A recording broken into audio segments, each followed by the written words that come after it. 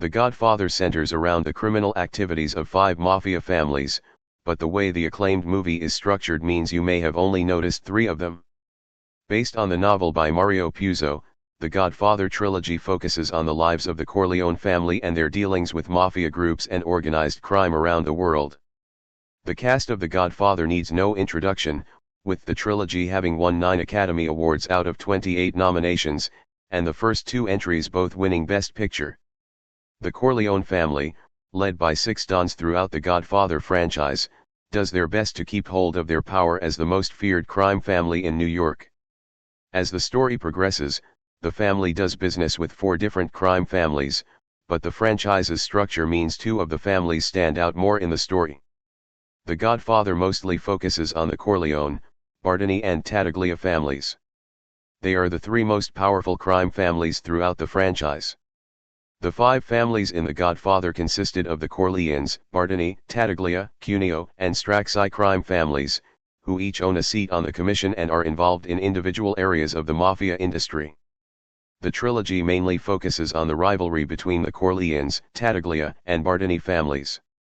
The Tattaglia family, led by Philip Tattaglia, was involved in the drug trade and was initially seen as the main rivals of the Corleone family, as they were blamed for an assassination attempt on Vito and the death of Sonny Corleone. After a meeting between the 5 families, it becomes clear that the Barzinis, led by Emilio Bardini, were the true enemy and the masterminds behind the assassination attempt and Sonny Corleone's murder. Before the Olive Oil Wars, the Barzinis had established themselves as the most powerful mafia family and betrayed the Corleones to regain their power. While the Tattaglias assisted, it became clear that they were merely involved for the rewards. Philip Tattaglia was described by Vito Corleone as a pimp and unable to carry out any meaningful threat without assistance from Emilio Bardini.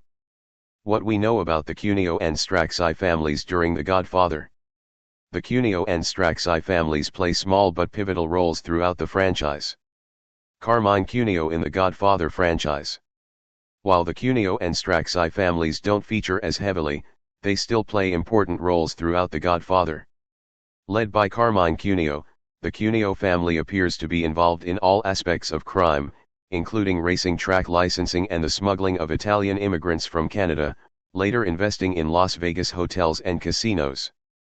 The family fronts their criminal activities with a fleet of milk trucks, earning Don Cuneo the nickname of the Milkman. In The Godfather, Cuneo assists Don Tattaglia and Don Bardini against the Corleone family. Meanwhile, the Stracci family, led by Victor Stracci, is involved with illegal gambling businesses across New Jersey and New York, along with a freight hauling truck business, which they used in distributing narcotics. They also held strong political connections, allowing them to escape police suspicion. In a change from the Godfather book, the Straccis do not remain loyal to the Corleones and instead align with the families against them. While Vito called a truce after Sonny's death, the 4 family dons were eventually killed by Michael Corleone at the end of The Godfather. The Godfather's story works because it focuses on 2 villain families and sidelines the others. The Godfather has a relatively straightforward story. The Godfather did the right thing by focusing its story on 2 villain families, rather than trying to prioritize all of them. Throughout the movie, Emilio Bardini had the strongest motivation for eliminating the Corleones. Vito Corleone had upstaged Bardini as the strongest mafia don, and Bardini was willing to do what was necessary to regain his title.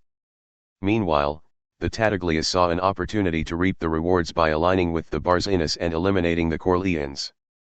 Despite Bardini's threats, Vito Corleone still shows respect for his rival, as seen when he invites Bardini to his daughter Connie's wedding. The actions of both the Bardini and Tattaglia families in the movie heavily influenced Michael Corleone's transformation from reluctant participant to powerful don. The death of his brother and attempted murder of his father motivates Michael and eventually turns Michael into a better don than his father, Vito. Focusing on all the villain families in The Godfather would have overcomplicated the movie's narrative and could have ruined one of the greatest movies in history.